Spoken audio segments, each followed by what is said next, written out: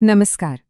चलिए आज सीधे चलते हैं 17वीं सदी के मुगल भारत में और जानते हैं उस दौर की अर्थव्यवस्था को एक ऐसे फ्रांसीसी व्यापारी की नज़रों से जिसने ये सब कुछ अपनी आंखों से देखा था। जी हाँ, हमारे इस सफर के गाइड हैं जां बातिस्ट टावर्नियर। और उनकी सिर्फ एक बात उस दौर की कहानी बयां कर देती है। उन्होंने भारत को धन का देश कहा था। बस यहीं से अंदाजा लगा लीजिए कि हम किस दौर की बात कर रहे हैं। तो आखिर कौन थे ये जॉन बातिस्ट टैवर्नियर? चलिए सबसे पहले इन्हीं से मिलते हैं, क्योंकि इन्हीं की आंखों देखी बातें हमें इतिहास के उस पन्ने को पढ़ने का मौका देंगी। देखिए, टैवर्नियर कोई टूरिस्ट नहीं था। असल में वो था एक जौहरी, खास तौर पर हीरों का एक बहुत बड़ा व्यापारी। उसका मकसद घूमना फिरना नहीं, बल्कि सीधा सीधा बिजनेस करना था। और बस यही बात, यही उसकी बिजनेस वाली नज़र उसके लिखे हुए को इतना खास और इतना कीमती बना देती है। मतलब आप यूं समझिए कि वो सिर्फ दूर से देखने वाला कोई दर्शक नहीं था। वो तो मुगल अर्थव्यवस्था का एक एक्टिव प्लेयर था, एक हिस्सा था। इसीलिए उसका नजरिया सिर्फ किताबी नहीं, बल्कि एकदम जमीनी, एकदम प्रैक्टिकल है, क्योंकि ये सब उसका रोज का काम था।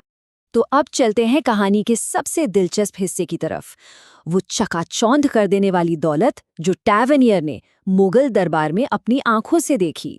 टैवर्नियर ने जब शाही खजाने को देखा तो उसके होश उड़ गए। उसने लिखा कि ये खजाना कल्पना से भी परे था। सोचिए, ये सिर्फ सिक्कों का ढेर नहीं था, बल्कि सोना, चांदी और गोलकुंडा के उन मशहूर कीमती पत्थरों और हीरों से लबालब भरा था जिनकी दुनिया दीवानी थी। और कमाल की बात यह है कि ये दौलत किसी तिजोरी में बंद नहीं रहती थी। नहीं, ये तो मुगल दरबार के रोजमर्रा की जिंदगी का हिस्सा थी। सम्राट से लेकर दरबारियों तक हर किसी के कपड़ों और जेवरों में ये शान शौकत साफ झलकती थी। तभी तो टैवर्नियर ने साफ साफ लिखा कि मुगल बादशाह उस वक्त दुनिया के सबसे अमीर शासकों में से एक थे। बात खत्म। लेकिन ये इतना पैसा, ये सारी दौलत आ कहाँ से रही थी? चलिए अब जरा अर्थव्यवस्था की उन मजबूत जड़ों को समझते हैं जिनसे ये सब मुमकिन हो पा रहा था। तो देखिए, इस पूरी समृद्धि के दो मेन इंजन थे। पहला था खेती। भारत की जमीन इतनी उपजाऊ थी कि यहाँ हर तरह की फसलें खूब होती थी। और दूसरा इंजन था यहाँ का उद्योग, खास तौर पर कपड़ा उद्योग।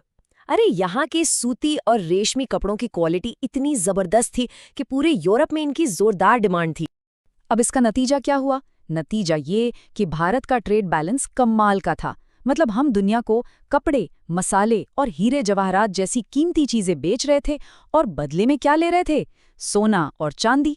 सीधा सीधा हिसाब है, दुनिया भर की दौलत खींची चली आ रही थी भारत की तरफ। और सिर्फ विदेश से ही नहीं, देश के अंदर भी व्यापार का एक जबरदस्त नेटवर्क था। दिल्ली, आगरा, सूरत जैसे बड़े बड़े व्यापारिक केंद्र सब सुरक्षित रास्तों से जुड़े हुए थे। माल और पैसा पूरे साम्राज्य में बिना किसी रोक टोक के घूम रहा था। लेकिन कहानी का एक और पहलू भी है।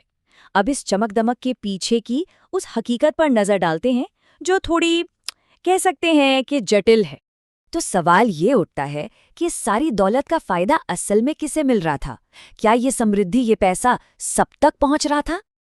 और यहीं पर टैवर्नियर को एक बहुत बड़ी और गहरी खाई नजर आई। एक तरफ था बेइंतहा अमीर राजपाट और दूसरी तरफ थी एक संघर्ष करती हुई आम जनता। राज्य की पूरी अमीरी टिकी थी भारी भरकम टैक्स पर, और इस टैक्स का सारा बोझ आम लोगों के कंधों पर था। टैवर्नियर ने देखा कि इस पूरी अर्थव्यवस्था की जो रीढ़ थे, यानी किसान और कारीगर, वही सबसे ज्यादा पिसे हुए थे।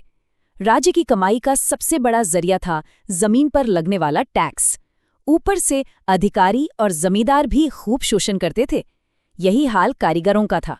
बेचारे मेहनत करते थे, पर उनकी कमाई बहुत कम थी, क्योंकि उनका ज्यादातर काम तो शाही दरबार की मांगों को पूरा करने में ही चला जाता था। तो कुल मिलाकर तस्वीर ये थी कि साम्राज्य की इस पूरी चमक दमक की कीमत आम लोग अपनी मेहनत और पसीने से चुका रहे। तो आखिर में सवाल ये है कि हम आज इतने सालों बाद इस 17वीं सदी के व्यापारी की बातों को इतनी अहमियत क्यों दे रहे हैं? क्या खास है इसमें? वजह यह है कि टैवर्नियर सिर्फ एक घूमने वाला नहीं था, वो एक तरह का इकोनॉमिक एनालिस्ट था। वो मुगल अर्थव्यवस्था का सिर्फ गवाह नहीं, बल्कि एक हिस्सेदार था। उसने हर चीज को एक व्यापारी की तेज नजर से देखा, परखा और फिर लिखा।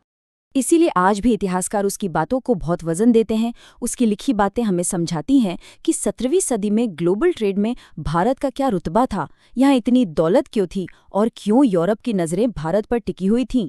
उसकी बातें भरोसेमंद हैं क्योंकि वो सब कुछ अपनी आंखों से देख रहा था और खुद उस बिजनेस का हिस्सा था। और अंत में टैवर्नियर का ये पूरा ब्यौरा हमें एक बहुत बड़े और हमेशा प्रासंगिक रहने वाले सवाल के साथ छोड़ जाता है। किसी भी साम्राज्य की दौलत और उसकी चकाचौंध का उसके आम लोगों की खुशहाली से क्या रिश्ता होता है? जरूर सोचिएगा इस बारे में।